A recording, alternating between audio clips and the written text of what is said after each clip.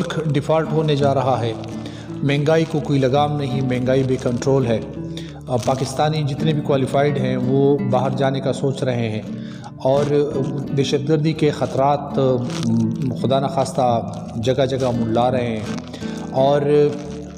اثاثے پاکستان کے اثاثے بیچے جا رہے ہیں سستے داموں، اور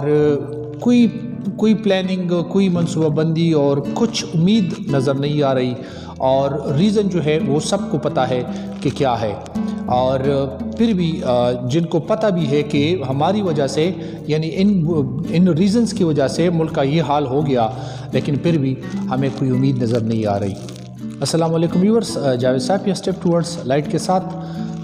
ویورز کہتے ہیں کہ ورلڈ وار سیکنڈ میں جاپان نے چائنا کا ایک صوبہ قبضے میں لیا، کیونکہ اس وقت یہ تھا کہ جو بھی پاورفل اسٹیٹ ہوتا تو وہ جو کمزور ملک ہوتا تو اس کا کوئی نہ کوئی حصہ اپنے ساتھ وہ قبضے میں لے لیتا۔ تو جاپان نے بھی چائنا کا ایک پورا صوبہ انڈر کنٹرول کیا۔ تو اس وقت چونکہ آپ کے علم میں ہے کہ چائنا میں 2 پارٹی سسٹم ہے، میرے خیال میں ریپبلکن اور کمیونسٹ ہے،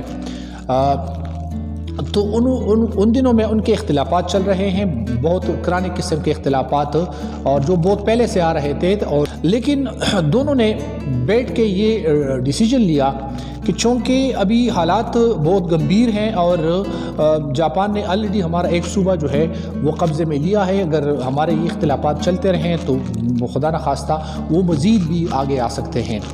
تو انہوں نے فار دا ٹائم بینگ وہ جو اختلافات تھے ان کو ایک سائڈ پہ رکھا، اور ڈیسائیڈ کیا کہ ہم ایک ہی پیج پہ ہوں گے جب تک یہ حالات جو ہے نارمل نہیں ہو جاتے، یعنی جنگی صورتحال جو ہے اسے ہم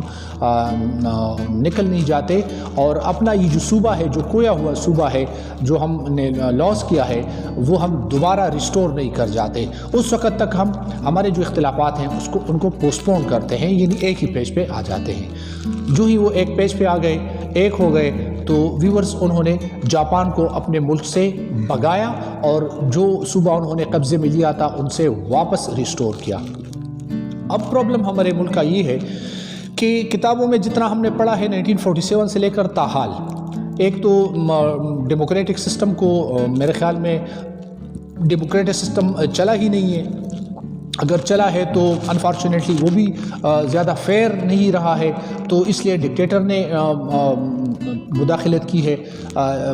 مارشل لا نافذ ہوا ہے، اور آج ہمارا یہ حال ہے کہ ملک جو ہے وہ ڈیفالٹ ہونے کی طرف جا رہا ہے۔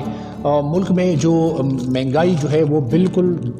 بے کنٹرول ہو گئی ہے، حد سے زیادہ مہنگائی، جو سارے تاریخ توڑ ڈالا ہے مہنگائی نے، اور غریب کی کمر ٹوٹ گئی، اور جو جوان طبقہ ہے، جن کو آپ ملک کے معماران کہہ سکتے ہیں، ملک کا آپ مستقبل کہہ سکتے ہیں، وہ ملک سے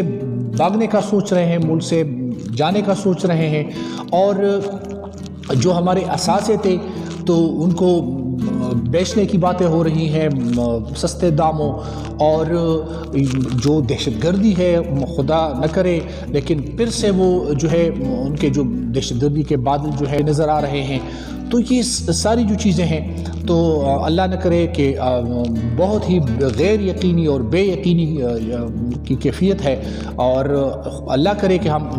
اس بے یقینی صورتحال سے نکل جائیں، لیکن اس بے یقینی اور غیر یقینی صورتحال سے نکلنے کا واحد راستہ ہے کہ جو بھی ابھی یہ پولیٹیکل انسٹیبلٹی ہے، سب کو پتہ ہے کہ صرف اور صرف پولیٹیکل انسٹیبلٹی کی وجہ سے ہمارے ملک کا یہ حال ہو گیا ہے، اور ابھی بھی ہم جو ہیں وہ انہی اختلافات میں ہم لگے ہوئے ہیں، اور انہی اختلافات میں ہم انوالو ہیں، انہی اختلافات پہ ہم فوکس ہیں، اور سمپل سی بات ہے، آسان سی بات ہے کہ اقتدار کی جنگ جو ہے اس نے ہمارے ملک کا یہ حال کیا ہے۔ یعنی ایک چائنا 1949 میں کہہ لیں ان کو آزادی ملی،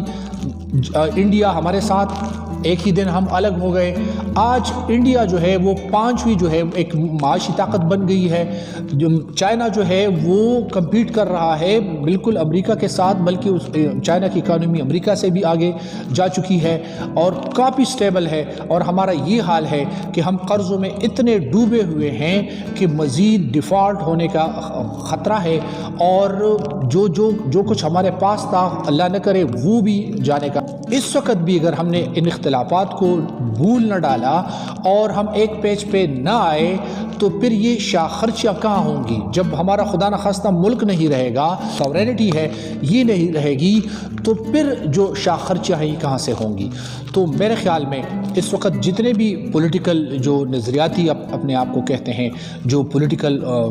ورکرز ہیں اور جو کارکنان ہیں اور جو سمجھتے ہیں اس بات کو کہ بھئی اس وقت جو ہے تمام چیزوں کو بالائے طاق رکھ کے ہم نے صرف اور صرف ایک ہی چیز پہ سوچنا ہے، اور وہ ہے ملک کی سلامتی، اور وہ ہے ملک کا تحفظ، اور وہ ہے ملک کی معاشی بگڑی ہوئی صورتحال کو اس سے نکالنا. تو اس کے لیے کم از کم کوئی بھی طریقہ ہو تو یہ جو اب اقتدار کی جنگ ہے یا جو اختلافات ہیں، کیونکہ باہر کی جو دنیا ہے ان کا ہم پہ اعتماد اٹھ گیا ہے، تو ان کا جو ٹرسٹ ہے اس ٹرسٹ کو بحال کرنے کے لیے کم از کم ہم نے ایک پیج پہ آنا ہے. اور یہ ریکویسٹ ہے جتنے بھی ہمارے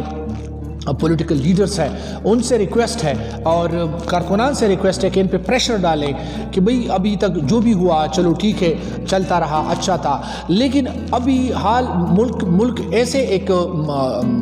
کنارے پہ آ کے کھڑا ہو گیا ہے کہ خدا نخواستہ کسی بھی وقت ڈوب سکتا ہے. تو ابھی بھی ٹائم ہے، لیکن ہم نے ان اختلافات کو بھول جانا ہے، اور ہم نے یہ جو ایک دوسرے کے پیچھے یہ جو خطرناک قسم کے ہم بیانات دیتے ہیں، اور ایک دوسرے سے جو یہ جو آج کی لڑائی ہے جو جس کا کوئی اختتام ہی نہیں ہے، جس کا کوئی رزلٹ نہیں نکلنے والا، صرف نفرتیں پھیلیں گی اور ملک کا یہ حال ہوگا اور لوگوں کا اعتماد مزید کم ہوتا جائے گا. تو ریکویسٹ ہے، اپیل ہے ان لوگوں سے جو پولیٹیکل اویئرنیس رکھتے ہیں کہ اپنے لیڈرز پہ تھوڑا سا پریشر ڈالیں کہ بھئی مزید یہ جو ڈرامہ ہے، یہ جو کھیل ہے، تو اس کھیل سے نکلنا ہوگا اور ملک کی طرف تھوڑی سی توجہ دینی ہوگی، تاکہ یہ جو ہماری صورتحال ہے اس بے یقینی اور اس غیر یقینی صورتحال سے ہم نکل آئیں، اور پھر سے ہم وہ خوشحالی کے دن دیکھ سکیں، پھر سے ہم امن کے دن دیکھ سکیں، اور پھر سے ہمارا جو ملک ہے ایک پٹڑی پہ چلنے کے قابل ہو جائے. Thank you viewers for watching the video.